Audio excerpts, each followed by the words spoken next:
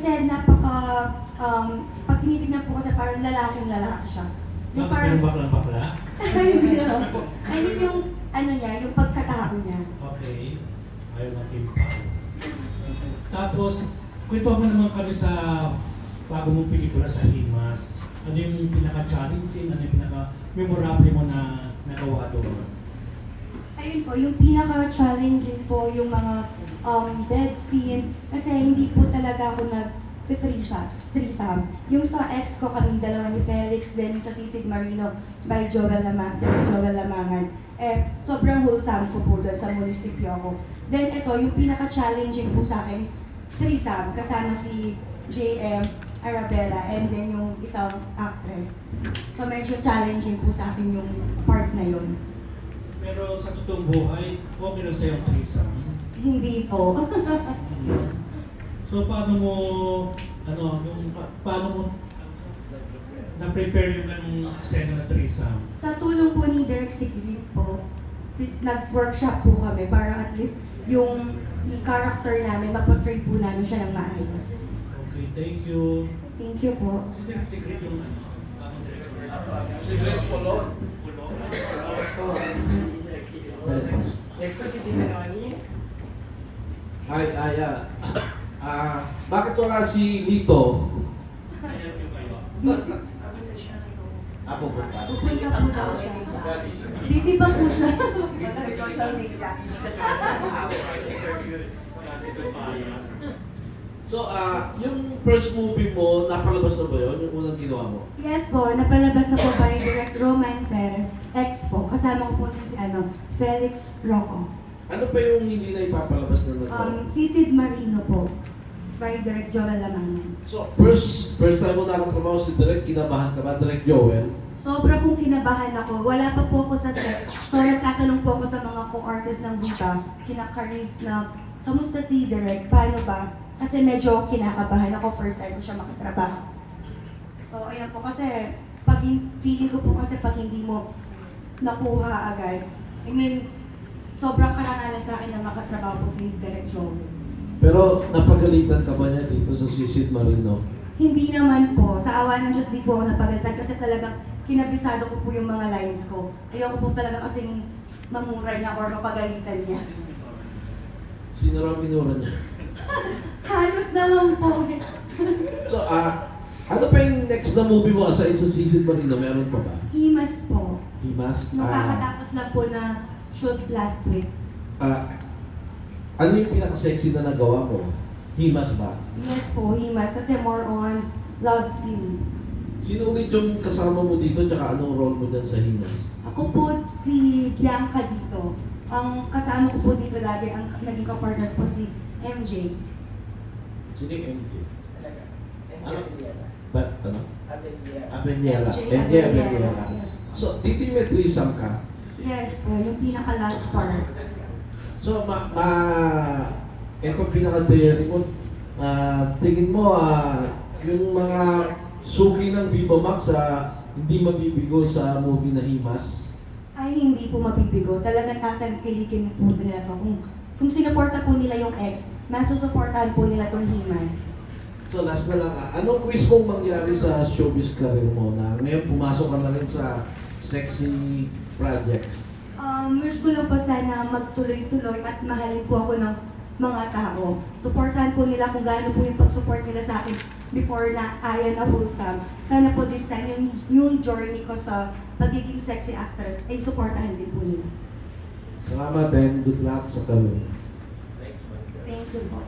Okay, next followed by si Cesar Badigal ng Net 25. Hello. Ngayon pumasok ka na sa yung mga pelikula mo gawa. Tapos you're also entrepreneur. Paano mo ipabalance yung schedule mo? And paano yung ano yung ginagawa mo para magkapag-focus ka rin dito sa business mo? Binabalance ko po siya. Sa business ko naman po kasi pag wala akong work, nandito po ako. So, everyday may nagsasend naman ng report sa akin. Nandiyan naman po yung kapatid ko at saka yung partner niya na CEO din po ng store na to. So, kampante po ako na wala ako, dito na nasa shooting ako, tapos may nagbabantay. So, nang-manage po namin siya ng maayos. Bakit ganitong uri ng business yung tinahak mo? Yung competitions, tapos yung location, paano napili? Paano yung ginawa ng study ito? Yung location po kasi is through internet lang po yung inanap namin. So, naghahanap po kasi kami ng location is maraming tao, pangmasa. Kung maglo-locate po kasi kami sa QC, maraming competitor. So, ang aim po kasi namin, yung mga lugar na walang resto bar, kawawa na po kasi yung mga tao na hindi makapunta ng QC, yung masyadong social yung pinupuntahan na club. So dito po, okay lang, minsan kahit naka-chineras ka lang, naka-shorts, at least may enjoy mo yung crowd, may enjoy mo yung vibes. Kumusta ang pricing doon? Pangmasa rin ba? Yes, pangmasa po yung pricing. Sa burger po namin, ang makakain ka ng burger starts ng 39 pesos. Etong business po na to, gustong-gusto ko talaga siya kasi since Kapampangan, culinary, mahilig po talaga akong magluto. So, sa buhay po kasi ng tao, hindi nawawala yung food. Kahit anong mangyari, food po talaga. So, sa mga malakas din magiinom, etong bar naman po. Parang partner po sila, food and drinks. Okay. Pero may age restriction pa rin, sinusunod pa rin. Age restriction. Yes naman po, sinusunod po namin yun. Hindi po kami nag-aano sa bawal po yung mga bata para at least baka po kasi masilip kami. So, nandun pa rin po kami sa sinusunod namin yung mga restriction na kailangan sundin. Okay. Para po mas tumagal tong business. Okay, in connecting naman sa acting career mo. Santi na po. Acting career mo, meron kasing mga ibang mga, kumbaga, film critics na talagang tinitingnan yung mga acting ng bawat nasa Viva Max.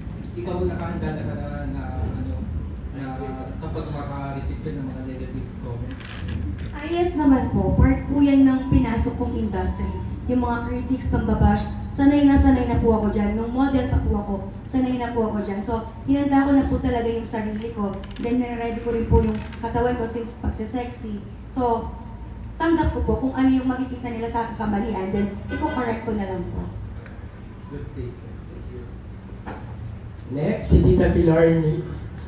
Tita Pilar, sige. Ang tanong ko, ngayon parang lahat ng mga nasa Viva Max, mga artistang sexy, parang sabi nga nila sa pusang pera na kasi sa dami, di ba? So ano ngayon ang edge mo over mga Viva Max artists? Makakuha po ng, bukod sa pag-Viva Max, makakuha po ng mga endorsement. Then, nilolook forward ko rin po na makatawid ng ibang network like GMA or ABS kung saan po fit yung personality or yung talent ko doon. Meron ka ng boyfriend? Wala po. Bakit? Sa pag nag-boyfriend ka po kasi sa larangan ng Viva Max, mahirap po kasi i-handle yung situation. Siyempre, lalo na po naghuhubad or sa karamihan po ng lalaki ngayon na nanonood ng Viva Max, iniiwasan ko din po yung may masabi sila na, ay, yung girlfriend mo naghuhubad, nakita ko na yung ganyan, nakita ko na yung ganito. So, iwas issue na lang po. Ano yung dinaanan mo? Paano ka naging komportable sa pag-prepare, pag-uhubad sa harap ng camera? Totoo lang po ako sa sarili ko na eto gusto ko, inanda ko na po yung sarili ko na kung ano man yung ibigay na project sa akin, super daring man po, kailangan ko siyang gawin talaga. Kasi binuo ko po yung loob ko para dito talaga sa Viva Max na to. Matagal ko rin po siyang pinag-isipan. Ilang years din po bago ko ito pinasok talaga. Anong magiging advice mo sa mga would-be na kagaya mo na gusto rin mag-artista na mga kababaihan? Ayun po, magpakatotoo lang sila sa sarili nila. Kung willing talaga sila pasukin tong pag-Viva Max, pagbuhubad, yung talagang i-push po nila na huwag silang atras sulong na gugustuhin na lang nila para sa pangalan, para sumikat sila.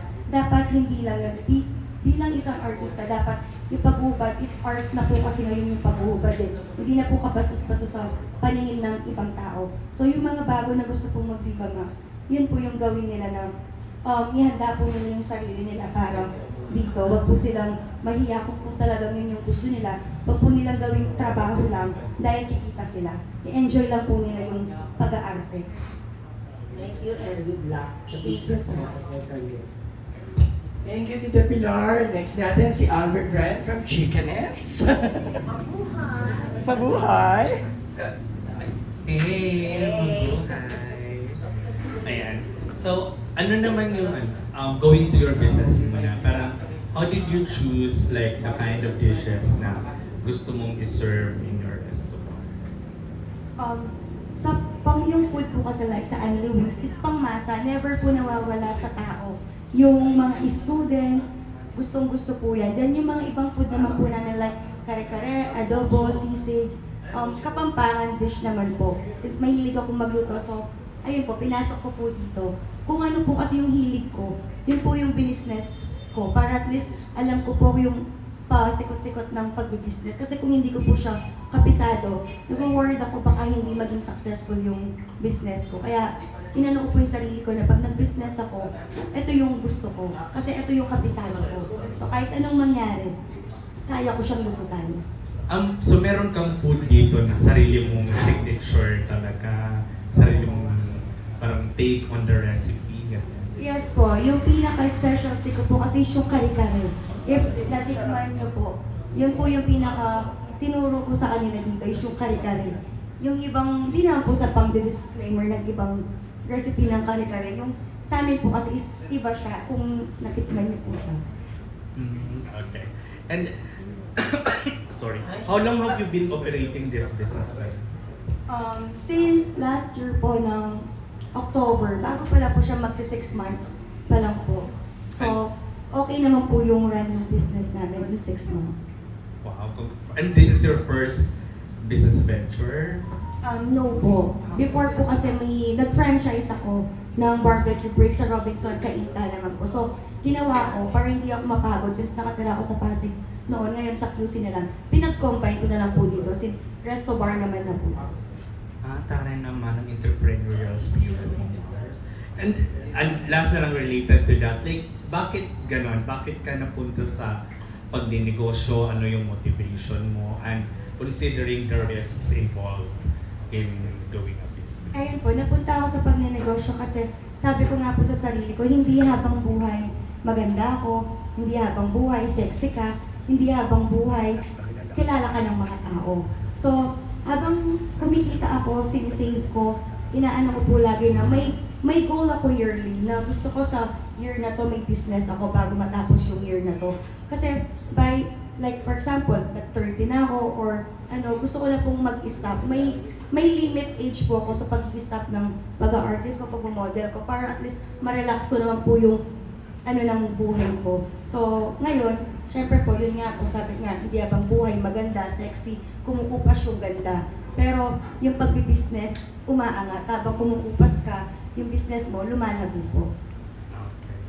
And related to your showbiz naman, may certain boundaries ka ba in terms of doing sexy scenes? Wala po. Wala po. So, kasi nga po, sabi ko, pag pinasok ko to, bago ako pumasok sa Viva, sinabi po nila na, may restriction ka ba? May ganito ka ba? Kaya mo ba to? Kaya ko po lahat. Kasi pinasok ko to, ginusto ko to. So, yung Viva Max, kailangan kong gampanan kung ano po yung pinasok ko bilang artista. And last na lang, when you do sexy scenes like with a guy or with a girl, paano yung pag-uusap ninyo? Mas gusto mo ba, like of course you follow the direction of the director and all, pero amongst you or between you, paano nyo siya pinag-uusapan? Normal lang po namin siya pinag-uusapan. Nag-act lang po kami as a normal, hindi po kami nahiya sa isa't isa. So hanggang sa makampante po yung sarili namin sa isa't isa, tas magagawa po namin ng tama yung love scene namin or kahit anong scene pa po yun. So far, wala pa naman yung nailang ka or what? Ay, wala naman po. Never naman po ako nailang sa kasama ko. Kasi po, pag tumayo na po ako sa harap ng director camera, naka-in character na po ako agad. Thank you. Congrats. Hi Aya, good afternoon. So, sa entertainment muna, since na-mention mo kanina na parang may mga challenges or bashing ka na parang mga pinagdaanan, so far, ano yung mga pinaka bash na na-receive mo? Paano mo siya hinandle? Kasi po, yung mga nambabash sa akin, hindi mawawala yan sa industry natin eh. So kung papatulan ko po sila, walang mangyayari. Mas bababa po yung tingin sa akin ng mga tao pag pumatol ako. So ang ginagawa ko po pag may nababasa sa page ko, ginagawa ko po, binabasa ko lang, then auto-delete, then block. Para at least hindi ako ma-stress. Ang inaano ko na lang po sa mga nababasa sa akin, kasi 30% lang naman po ang audience impact, di ba? So mas lamang pa rin po 70%. Ano yung mga pinakamasasakit na bashing na na-receive mo? Ano po, yung gold digger, siyempre yung binibase po nila sa homewrecker, yung mga ganun po. Hindi ko naman po kinakahiya kung ano yung naging past ko. So, syempre, lahat po tayo may pangangailangan sa buhay or ano, may magiging darating at darating po sa'yo na susuporta sa'yo na hindi mo inaasahan.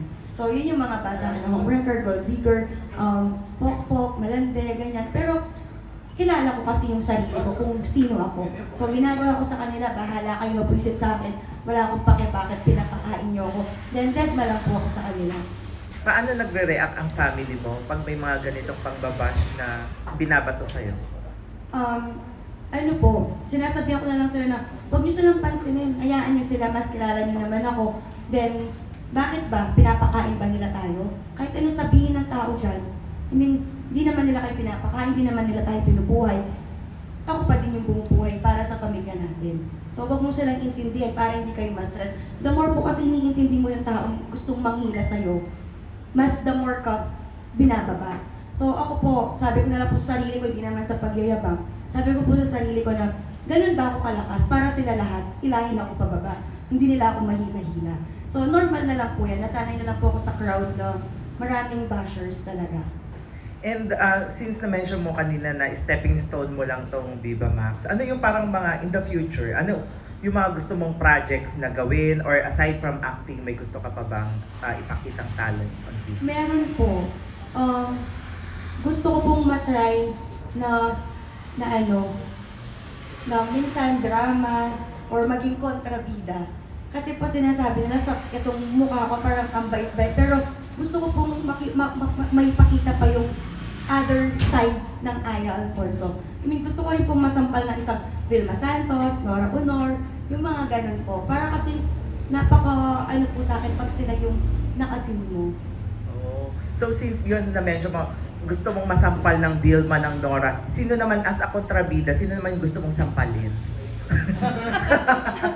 Di ba? Sino naman sa mga actress natin gusto mong maka-eksena? Sila din po. Gumanti pala. Sinampal din. Sila po kasi mas challenging pag sila yung naka-eksena. Parang pag naka-eksena po kasi talagang alam mo sa sarili mo na ilalabas mo yung kailangan mong ilabas. And sa business naman, Aya, aside from this one, ano pa yung mga future na mga businesses na gusto mong tahakin? Sa ngayon po, nakikita ko lang talaga is resto. More on resto po. Resto bar. And then yung isang kong iniin talaga is yung aesthetic clinic. Since maraming friends, ako mahilig magpaganda, mahilig ganito. Kung sabi ko nga po kanina, kung saan ako magaling or saan ako kabisado ng business, yun po yung pinapasok ko. Kasi takot din po ako na mawalan ng pinaghirapan ko. And last question na lang, since may mga, yun nga, parang isa ka sa pantasya ng bayan, parang ganyan. Paano mo hinahandle yung mga indecent proposals? Ay, ayun po, marami yan sa Facebook ko, sa Instagram ko. Then, before pa naman po na nag-model pa lang ako sa mga car show, may lumalapit na offeran kita ng ganito, ng ganyan, mag-stop ka mag-work. Pero ang point ko po sa sarili ko, kaya ko naman magtrabaho kahit wala kayo. Ano yung mga ino-offer? Like, yun, isang araw, bayad, ganito, tapos, bye, condo, babahay kanila. Pero ang point ko lang po, syempre, hindi naman po maglalas yung ganong bagay. So, hanggat kaya po magtrabaho, magtatrabaho. That's why, pinasok ko ang pagbibiba din. Thank you, Aya, and congratulations. ba o artista na nag-offer? More on politics po. Saang lugar? Mayor ba yan? Halos Ay, naman po lahat sila ganun. Next natin, si Peligramania, si Inez,